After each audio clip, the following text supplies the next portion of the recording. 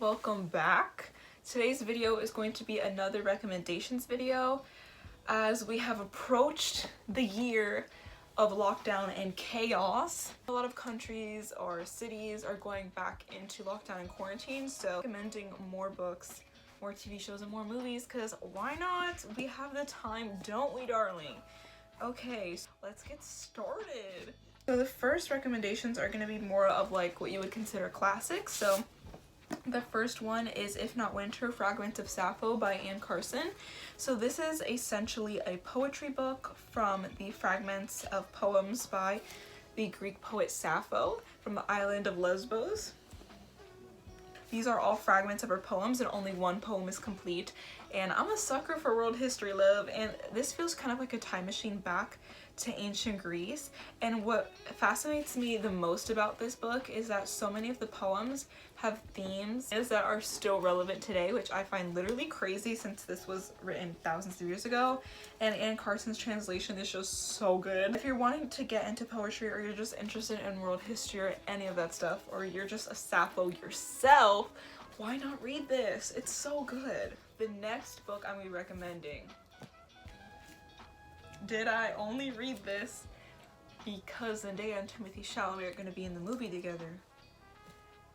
That's a secret I'll never tell. XOXO Gossip Girl. I finally finished it. I finished it literally yesterday morning. Yeah, yesterday morning. This took me so long. I started this book in like October and I got to like 300 pages and then I stopped for like 2 months. And then I got to another 200 pages and it kind of kept going like that, but finally I just sat down and committed to it and I finished it. I was just so shocked by how much I liked it, and no wonder it's literally like been named the best sci-fi novel of all time, because it literally shows just like the imagery, the whole land of Dune. It's just crazy. And I like all these annotated parts of the book are all quotes that I thought were relevant to right now. This is a good one, guys. Alright, time to do some reading. The body learning a thing is good for it, interprets the flavor as pleasurable, slightly euphoric, and like life, never to be truly synthesized. There's just quotes like that like all over the book that are like so insightful to life. And I believe, when was this book published? Oh, 1965. So this book was published in 1965, which honestly, when you think about it, it wasn't too long ago, but considering the time period and the mindsets of that era, this was very, very, very, very ahead of its time in terms of like the technology that was described in the book and used by the characters. Conclusion, Dune is worth the read if you're wanting to read it before the movie comes out in October. It's fire, and I'm gonna read the second one very soon. So the last book I'm gonna be recommending is Think Like a Monk, Train Your Mind for Peace and Purpose Every Day by Jay Shetty. So I usually always include like a self-help book within these recommendation videos, or at least I try to, just because I like the genre and I find it very useful and helpful to my life. What I love about it is that a lot of his advice is very practical in this book. Like, they have lots of illustrations, they have actual exercises that you can do in that moment as you're reading. It's right here, so it's almost like mini tutorials on how to actually practice. And I think this is great because oftentimes people read self-help books and a lot of them can be very theoretical. Like Think Like a Monk is like super beginner friendly, and even me who has read like a good amount of self-help books, I still enjoyed it and learned new things, even though I've read a bunch of these kinds of books before. One thing I would say is that a lot of it is kind of repetitive. I feel like this book could be a lot smaller, definitely, if some of the aspects weren't so repeated throughout it. But it's all good because I love how he also talks about his own personal experiences with spirituality and him being a monk, and how he's been able to translate what he learned in that setting to a more realistic everyday life. Because not everyone is a monk. First show that I have to mention, it is a K-drama. It is a Korean drama. I'm brand new to K-dramas. This was the second one I watched. I've only watched 2, and the 2 I've watched have been absolutely incredible. So I watched Itaewon Class, which I do recommend, and It's Okay to Not Be Okay. It's Okay to Not Be Okay has to be one of the best TV shows I've ever watched in my life. And I'm not even categorizing it just as a K-drama, but just like overarching all the TV shows I watched, it is one of the best. What I love about it is that yes, it has the cheesy romantic aspect that K-dramas are kind of known for, but it brings a whole new avenue and themes to a K-drama that I was so shocked to see. Just a lot of mentions of mental health, what it's like supporting someone who is autistic, dealing with trauma. Like there's just so many like rich themes that are completely relevant to today and have always been relevant but haven't really been addressed before. And I just really enjoyed seeing that in a Korean TV show especially, and just the plot lines were like super rich. Yeah, it was a very long invested journey and I'm glad I did it. I absolutely loved it. Next show is Modern Family. Very different than the last show I just talked about, but I just recently started watching it and it is so funny. Like so funny. Like my family started watching it before me, but I was finally like, okay, let me give it a try. Let me watch it with you guys. It is so funny. Like oh my gosh. Oftentimes like comedies aren't really that funny. Movies and TV shows under the category of comedy funny because I feel like everyone has a very specific kind of humor. But Modern Family is just hilarious. The writing is so creative and so witty. I was like absolutely shocked. Like for someone who is very much into the script writing world, I was very appreciative of how well the writing was done. Start an episode in any season and kind of get the gist of what's going on and it's still being funny, so it's great.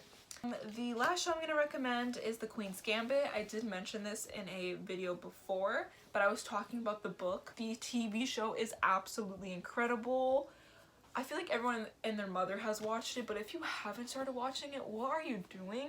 It is so good. I am a sucker for character-driven movies and TV shows. I love just character studies, like just diving into one character and how their existence affects the people around them, and this is very much that. It is so good. I don't know how you make chess thrilling, suspenseful. I don't know how you do that, but they did it. They achieved it. The aesthetics of the film, the costume design, Anya Taylor-Joy. It's all perfection. What else can you say? If you haven't started watching it, start episode 1 this instant. Yeah. Category. I know you guys are probably devastated this video is getting close to the end, but it's movies, my favorite category to talk about. So the first recommendation I have is Nomadland. So this movie won, I think, yeah, it won Best Drama Picture at the Golden Globes, and it's nominated for various Oscars in various categories, and rightfully so. What makes it even better is that a woman of color directed it and wrote it, and it's just absolutely incredible. And the leading lady, her performance is just astounding. It is essentially how Chloe Zhao described it, is a like spiritual pilgrimage, how her living in a van and being a modern day nomad is like in the everyday life of it, and the connections she's formed along the way, and how she's been able to kind of process the death of her husband and essentially the death of a town that she spent so many years in. It's a pretty heavy movie, but it is so good. I enjoyed it so much. It was very touching. I almost shed a few tears, which is very unlike me. It was just splendid, show-stopping, never before seen, unique, beautiful. Next movie is Promising Young Woman. When I got so many ads for this movie when it first came out, like all over YouTube, like Spotify, everywhere, and I was kind of apprehensive because I was like, this movie revolves around a very touchy subject. If it wasn't directed or written correctly, well, not correctly, but written sensitively, then it was going to be really bad. So I was a bit apprehensive going into it, but I felt a little better because the main plot line is essentially a woman's experience with like sexual harassment, sexual assault, and I thought if it was going to be a male directing it or male written, the storyline and perspective was going to be a little skewed, just because it's mainly about a woman experience with like that kind of harassment. But when I found out that it was what female driven production, like female director, female script writer, I was more ready to watch it because I'm like, okay, this is someone who has been in that kind of world and knows what it's like to be a woman and be objectified. So I was like, okay, let's watch this. I was so pleasantly surprised. It was so well done. I just don't know. It was, I don't even know how to describe it. Like, there was witty parts, there were some humorous parts. It was, the humorous and witty parts were so methodically intertwined in the script that it provided some sort of comedic relief for the super heavy subject matter, and that just made it even more enjoyable to watch, because although you get the kind of premise of what's going to happen throughout the rest of the film, the way it happens is surprising. Deep storylines intertwined in it that makes it so interesting, because and just the ending is like literally so disturbing and devastating. It's just so good. And then the last movie I'm gonna be recommending is BlacKkKlansman. This is a Spike Lee movie. I love me some Spike Lee. He's great. I was floored by BlacKkKlansman. It is such a good movie. I can't even wrap my head around it. It's been a little while since I watched it, but I still think about it quite often. Like, whenever it's mentioned anywhere, I'm just like, that was an experience. It's insane. Like, even just thinking about it, like, I can't even summarize the movie into words, because it's like, how do you summarize that movie? It's just incredible.